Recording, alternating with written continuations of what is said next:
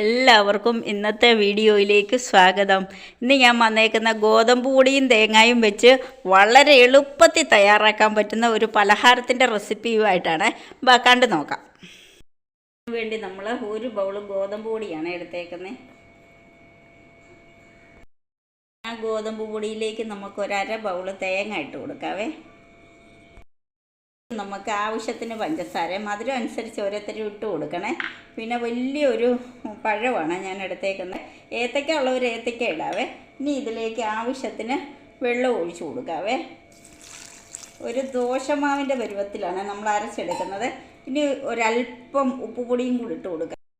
Pinch മതിയേ, മധുരമൊക്കെ ഒന്ന് ബാലൻസ് ചെയ്യാൻ വേണ്ടിയാണ്. ഇനി നമുക്കിത് അടിച്ചെടുത്തോണ്ട് വരാവേ. അരച്ചെടുത്തോണ്ട് വന്നിട്ടുണ്ട്. അതേ ദോശമാവിൻ്റെ ഒക്കെ ഒരു ഇതുപോലാണ് എടുത്തേക്കുന്നത്. ഒത്തിരി വെള്ളവുമല്ല, എന്നാൽ ഒത്തിരി ലൂസും അല്ല, ഒരു ശകലം തിക്കായിട്ട്. ഇത് നമുക്കൊരു ബൗളിലേക്ക് ഒഴിച്ചു കൊടുക്കാവേ. നമുക്കൊരു ശകലം സോഡാപ്പൊടി ഇട്ട് കൊടുക്കാവേ. ഇഷ്ടമുള്ളവരിട്ടാൽ മതി. എന്നിട്ട് ഇതെല്ലാം കൂടെ നല്ല ഒന്ന് ഇളക്കി കൊടുത്തിട്ട് നമുക്ക് എണ്ണയിൽ വറുത്തെടുക്കുന്ന ഒരു പലഹാരമാണ്. വളരെ പെട്ടെന്നും കുഞ്ഞുങ്ങൾക്കും വീട്ടിലുള്ളവർക്കും വിരുന്നുകാർക്കും എല്ലാം ഇഷ്ടപ്പെടുന്നൊരു പലഹാരമാണ്. സ്റ്റൗ കത്തിച്ച് നമ്മൾ താവ വെച്ച് അതിലേക്ക് എണ്ണ ഒഴിച്ചിട്ടുണ്ട്. എണ്ണയൊന്ന് ചൂടാകട്ടെ. ചൂടാകുമ്പോൾ നമുക്കിത് കോരി ഒഴിക്കാവേ. മാവ് കോരി അതിൽ നിന്ന് ഒഴിച്ചു കൊടുക്കാവേ.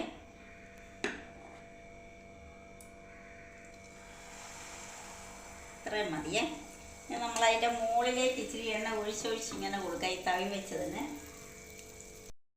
നമ്മളിങ്ങനെ ഒഴിച്ചു കൊടുക്കുന്നതിനാന്നോ മേളൊക്കെ ഒന്ന് പൊങ്ങി വെന്ത് വരാൻ വേണ്ടിയാണ്. തീ കുറച്ചേ വെക്കാവുള്ളേ. വളരെ പെട്ടെന്ന് തയ്യാറാക്കി എടുക്കാൻ പറ്റുന്നൊരു പലഹാരമാണ്. നല്ല പൊങ്ങി വന്നിട്ടുണ്ട്. നിങ്ങൾക്ക് കാണാവോ എന്നറിയത്തില്ല. ഇനി നമുക്കിത് മറിച്ചിട്ട് കൊടുക്കാവേ. പയ്യെ വേണേ. ഇത് ചെറിയ തീയിൽ മറിച്ചിട്ട് കൊടുത്തിട്ട് ആ വശവും കൂടെ മൂക്കട്ടെ. ഇത് നല്ല പൊങ്ങി വന്നിട്ടുണ്ട്. നല്ലപോലെ മൂത്തിട്ടുമുണ്ട്. ഇത് നമുക്ക് എടുക്കാവേ. ഞാൻ ഓരോന്ന് വെച്ചിടുന്നത് എന്നാന്ന് എല്ലാം കൂടി ഒട്ടിപ്പിടിക്കുമെന്നും പറഞ്ഞാണേ. അതുകൊണ്ടാണ് ഓരോന്ന് വെച്ചിടുന്നത്. കണ്ടോ, വളരെ എളുപ്പത്തിൽ ഉണ്ടാക്കി എടുക്കാൻ പറ്റിയ പലഹാരം. എല്ലാവരും ഇതേപോലൊക്കെ ഒന്ന് ഉണ്ടാക്കി നോക്കണേ. ഇത് ഭയങ്കര ടേസ്റ്റാണ് കഴിക്കാനും ഒക്കെ. ചൂട് കൈ പൊള്ളുന്നുണ്ട്. ഇന്നത്തെ ഈ വിഭവം ഇഷ്ടമായെങ്കിൽ എല്ലാവരും സബ്സ്ക്രൈബും ലൈക്കും ഷെയറും കമൻറ്റും ഒക്കെ ഒന്ന് ചെയ്യണേ. നാളെ പുതിയൊരു വീഡിയോയുമായിട്ട് ഞാൻ നിങ്ങളുടെ മുന്നിൽ എത്തുന്നതായിരിക്കും ഇൻഷാ അല്ലാഹ്.